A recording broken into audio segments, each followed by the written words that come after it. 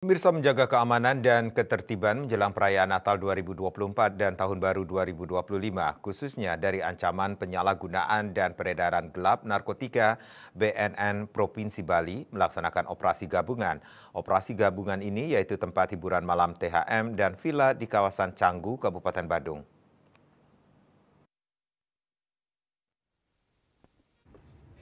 Operasi dipimpin langsung Kepala BNN Provinsi Bali, Brigjen Polisi Rudi Ahmad Sudrajat SIKMH, didampingi Kabid Pemberantasan Kombes Polisi Made Sinar Subawo SIKMH dengan jumlah personil yang dilibatkan sebanyak 64 orang serta 2 ekor satwa K9 BNN Provinsi Bali, serta Provos Bid Propam Polda Bali, Dit Samapta Polda Bali, Dit Res Narkoba Polda Bali, Pomdam 9 Udayana dan Satpol PP Pemprov Bali sebagai bentuk sinergitas menjaga Bali dari ancaman penyalahgunaan bahaya narkotika.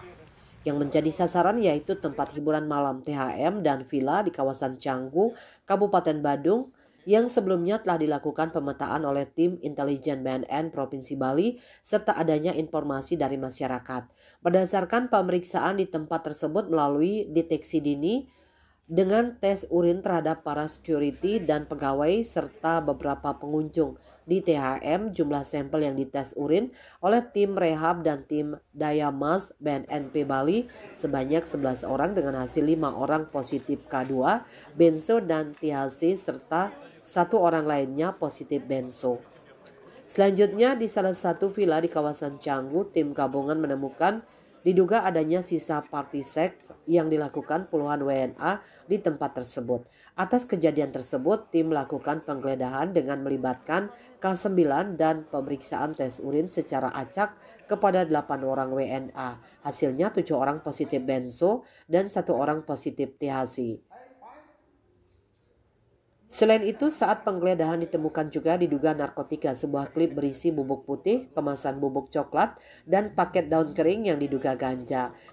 Selanjutnya, para terperiksa dan BB yang diduga narkotika dibawa ke kantor BNN Provinsi Bali untuk proses lebih lanjut apakah ada terlibat kejahatan narkotika atau hanya sebagai pecandu, penyalahguna narkotika.